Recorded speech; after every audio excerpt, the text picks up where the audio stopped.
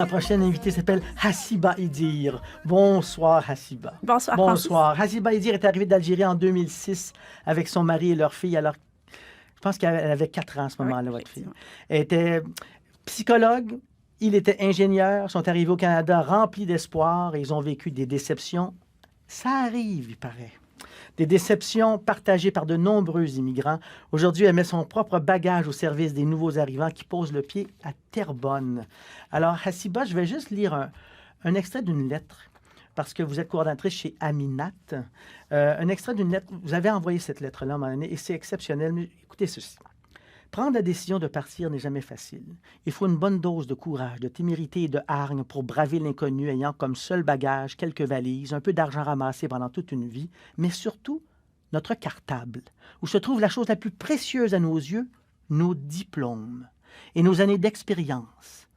Le nôtre, celui de mon mari et moi, était rouge. Il était dans notre bagage à main et nous le serrions très fort contre notre poitrine pour ne pas prendre le risque de le perdre. De l'autre main, nous tenions notre fille de 4 ans à qui nous racontions le pays de la paix, de la liberté, de la neige et de l'été indien, mais surtout celui où nous allions faire valoir notre intelligence et notre savoir-faire, nos diplômes. Ça, c'est en 2006 que vous avez vécu ça. Depuis ce temps, combien de fois on entend que ces diplômes qui sont si importants ne sont jamais reconnus? Ben, vous me renvoyez vraiment à une période exceptionnelle et puis très émotive. Oui, c'est une éternelle histoire. Je n'arrive pas à encore trouver la solution. Je ne l'ai pas, mais je me dis, il doit y avoir quelque part parce que oui, on nous recrute seulement, on fait de la sélection selon des travailleurs qualifiés, donc avec des diplômes. Le problème, je pense, il est à différents niveaux. Il y a la reconnaissance, l'équivalence des diplômes. Oui. Et l'équivalence qu'on nous donne, ce n'est pas une équivalence de compétences, mais c'est une équivalence de système d'années. Ensuite, il y a la première expérience québécoise qu'il va falloir avoir. Et si personne ne vous la donne, personne... Et votre première expérience... Hey, je vais vous offrir à boire d'abord. Excusez-moi. Vous avez Je quoi vais vous pour offrir un jus. Un jus de pommes, raisins et mûres qui vient d'Algérie. Oh, mon Dieu. Voilà. Voilà, c'est pour vous. Merci. Voilà, ça s'appelle iFruits. Et puis, je suis allé le chercher dans une boutique. Puis le gars qui m'a jasé, il était tellement fin. Puis il m'a dit, ça... Il m'a dit, elle vient de quel endroit, Benham? J'ai dit, moi aussi, je viens de là. Benham? Alors, voilà. Oui. Santé. Ça, santé. En passant, hier, c'était le 13e anniversaire. C'est hier, 17 juin 2006, que je suis arrivée. Je viens de me rendre compte. Et ce bagage, la famille le porte. Oui.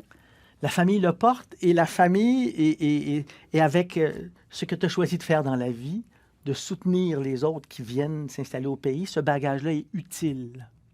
Il est utile parce que je me suis dit un jour, je vais devoir être capable de comprendre toute personne qui frappe à la porte d'Aminat, par exemple. Parce que j'ai tellement connu ce qu'il traverse, cette dérision, cette désorientation. Vous savez, quand on arrive, c'est comme... les 3 premières années, je pense, vous parlez du temps tout à l'heure, c'était comme être dans un sens giratoire. Vous tournez, vous ne savez pas quelle direction prendre parce qu'on vous a donné un guide où tout est facile, c'est une checklist, mais tout est à vivre. On vous explique pas c'est quoi c'est un traumatisme, c'est un déracinement. Donc tout ça, c'est à vivre. Donc, quelque part, et puis le manque d'informations, on est bombardé d'informations les premiers temps, c'est terrible. Il y a la langue. Moi, je pensais qu'on parlait français. Ici, je comprenais absolument rien. Moi, évidemment, la francophone, oui. J'ai pas prévu ça parce que j'écoutais Céline Dion à la télé, ça passait très bien, mais je comprenais rien. Je me dis, mais on m'a envoyé dans un pays francophone, qu'est-ce qui se passe? Pourquoi je comprends pas? Puis le climat, c'est un choc thermique terrible.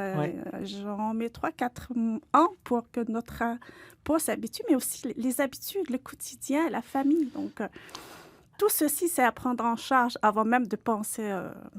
Et le premier travail, quand la famille est arrivée, avec les diplômes, j'ai évoqué le psychologue, tout ça, le premier travail, c'était dans un entrepôt? Oui. OK. En fait, et comment le diplôme, on le portait en dessous de la boîte de carton pour transporter les boîtes, ou on le portait au-dessus, le diplôme? On le mettait de côté et puis on transportait la boîte, tout simplement. En fait, après avoir tourné au rang quelques temps, je me suis dit, tiens, je vais prendre un cours de décoration intérieure. Ah! Et je voulais complètement passer d'une période un peu difficile. Donc, j'ai pris ce cours. Et puis, le premier job qui nous a, c'était vraiment d'aller fabriquer des sapins de Noël, puis mettre tout ça dans des boîtes et aller les présenter. J'ai travaillé comme ça 6 semaines. Certains vont le prendre parce que ce n'est pas une expérience québécoise pour mon diplôme. Mais je me suis dit, tiens, je prendrais ce temps pour connaître comment discutent les gens, comment ils font leur pause, Oui. c'est quoi leur sujet de quotidien.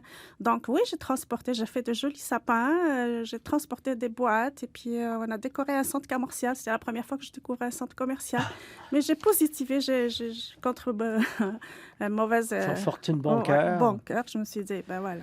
Il y a eu un deuxième départ parce que ta première vie, ça a été à Montréal. Oui. Ensuite, Terrebonne.